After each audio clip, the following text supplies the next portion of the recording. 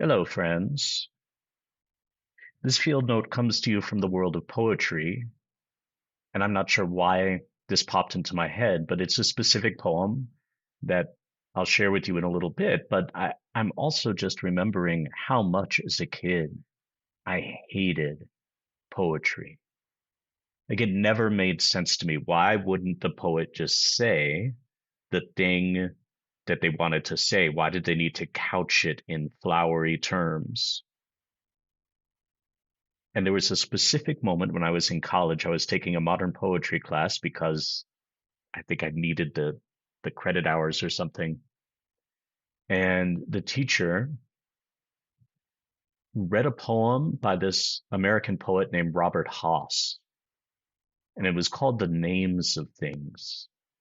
It's not the poem I'm going to share today, but as he read it, something happened where I heard poetry in a way that I had never heard it before, where it felt like every word, every syllable was vibrating and transmitting information from a place way beyond the word itself. Like the poet had sent a bucket down into the vast ocean of vibration all around us and pulled it up and then shaped those vibrations into words that carried so much more meaning and depth than the dictionary definition. Anyway, at the end of the poem, the professor just looked at us and they went, fuck. And just like the words in the poem, that word just held so much emotion and meaning. And from there, I got super curious about poetry. And over time, especially ecstatic poetry, mystic poetry that seems to reach through space and time to be universally relevant whenever we read it. Poets like Rumi and Hafez, who's the author of the first version of the poem I'm going to read today, Mary Oliver, Joy Harjo. So this poem is called Bring the Man to Me, and it's by Hafez. This translation or interpretation is by Daniel Ladinsky. And what's really interesting about Ladinsky's translations is they're not intended to be direct translations of Hafez's work.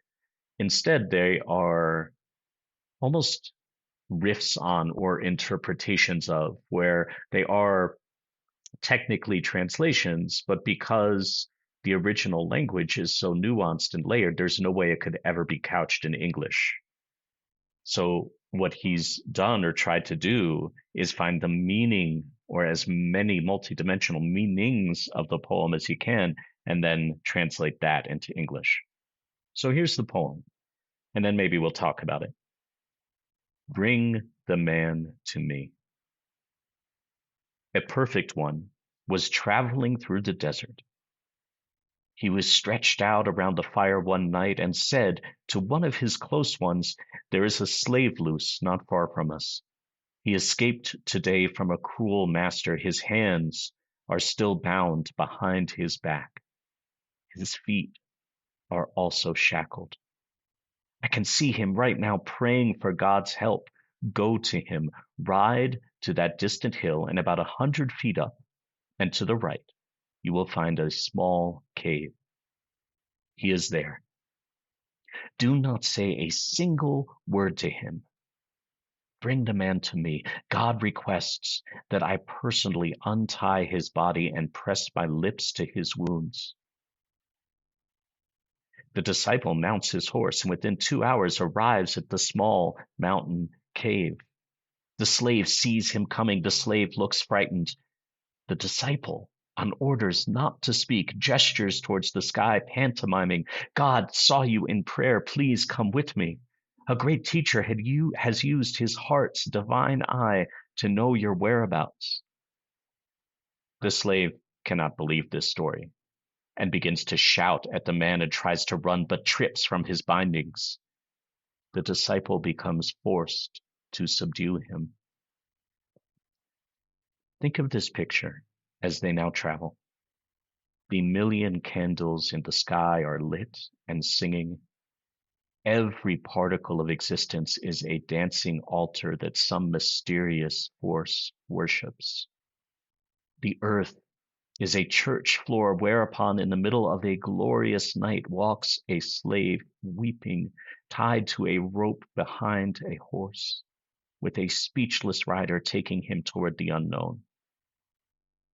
Several times, with all of his might, the slave tries to break free, feeling he's been returned to captivity. The rider stops, dismounts, and brings his eyes near the prisoner's eyes. A deep kindness there communicates an unbelievable hope. The rider motions, soon, soon you will be free. Tears roll down from the rider's cheeks in happiness for this man. Anger, all this fighting and tormenting want, sweetheart. God has seen you and sent a close one. Sweetheart, God has seen your heart and prayer and sent me.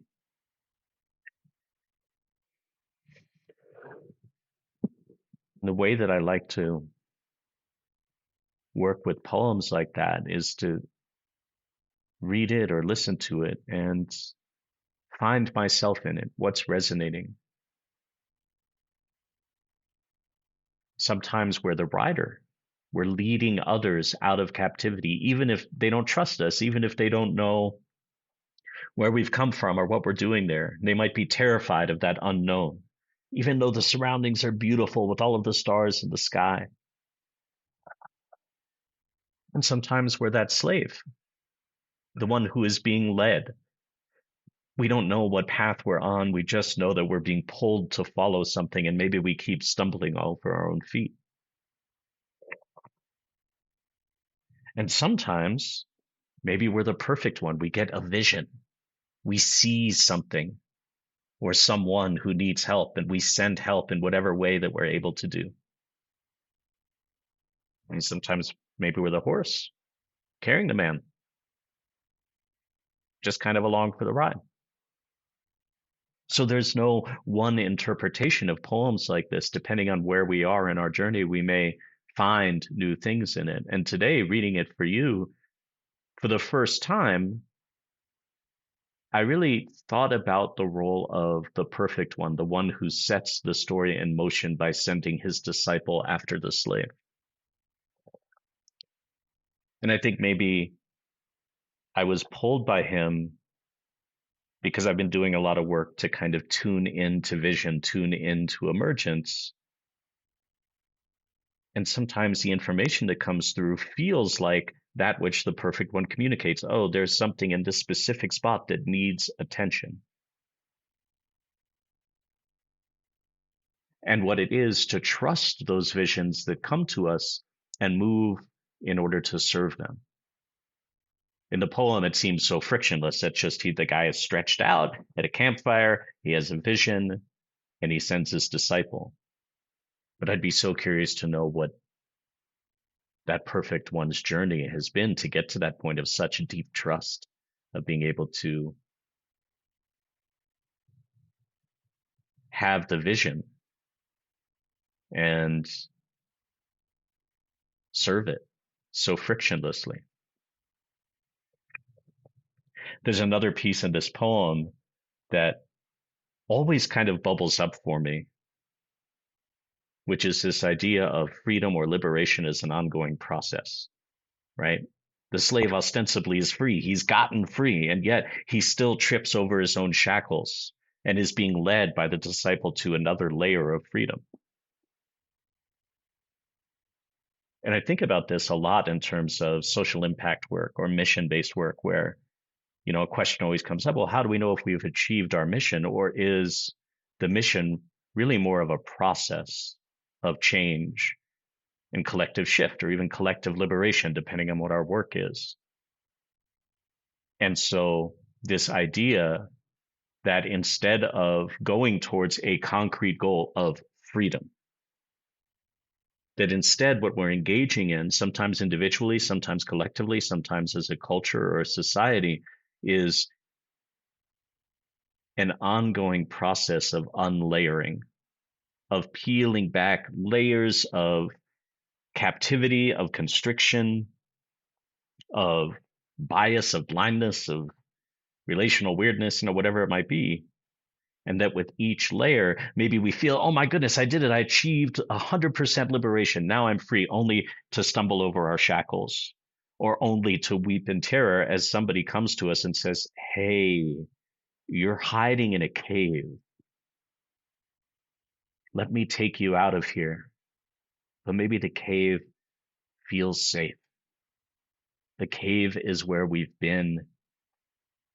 And even though it's constricting, it's where we found some modicum of freedom. And it can be terrifying to leave that. And that's when we need people like the disciple or the people who follow visions,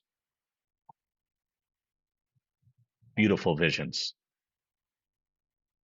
to lead us out into the often terrifying starlit night across the desert. And those people who carry the visions or to serve the visions have the trust that often we don't. That even though the path seems uncertain or unknown and therefore terrifying, those who are leading us on the horse know and communicate without words, because we would never believe the words, but communicate without words how beautiful the place we're going to is. It's like the ants, right? The perfect one, the answer from episode 2 of this podcast, by the way, right? The perfect one is following his vision, following the scent of the pheromones, metaphorically speaking.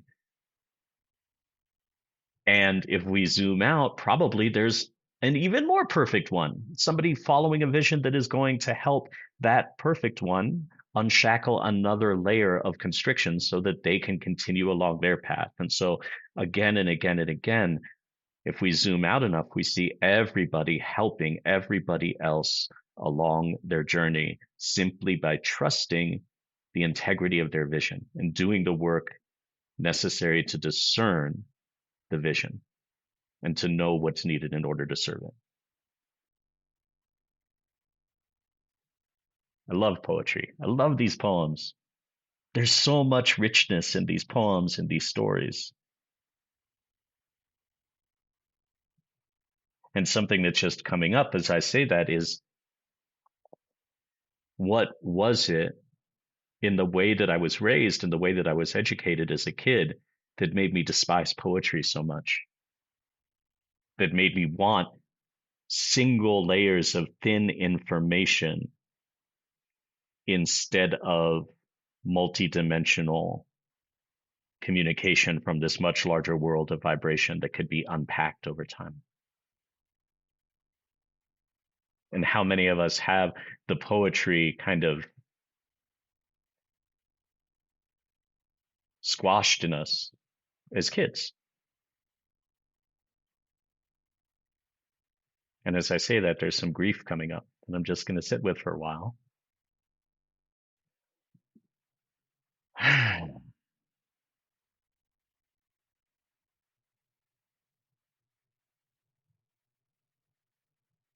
And maybe there's a question popping up that I'll share before we wrap up, which is,